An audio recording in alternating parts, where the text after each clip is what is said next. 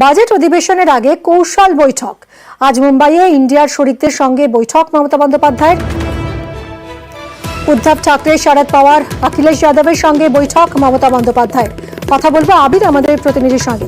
আবির, কতটা গুরুত্বপূর্ণ আজকের এই বৈঠক? আগামী 22শে জুলাই থেকে বাজেট অধিবেশন শুরু হচ্ছে, তার আগে এই বৈঠক।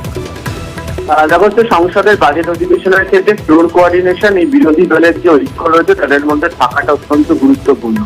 এবং এই জোট তৈরি হওয়ার পর দেখতে পাওয়া গিয়েছিল যে বিভিন্ন আঞ্চলিক দলগুলো, সেটা অখিলেশ হোক, অরবিন্দের দল হোক বা উদ্ধব বা শরদ পাওয়ার গোষ্ঠী, বারবারই মমতা বন্দ্যোপাধ্যায়ের সঙ্গে বৈঠক করেছেন।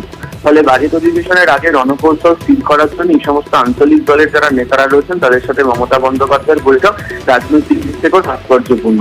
দুটো বিষয় বৈঠকের ক্ষেত্রে মুখ্যত উঠে আসতে পারে বলে মনে করা হচ্ছে। প্রথমত হচ্ছে যে বাজেট অধিবেশনের প্রেক্ষিতে কেন্দ্রের বিরুদ্ধে কিভাবে তারা একসাথে এগোবে এবং কোন ইস্যুগুলোকে হাতিয়ার করবে। এর মধ্যে মূল্যবৃদ্ধির মতো ইস্যু অবশ্যই রয়েছে।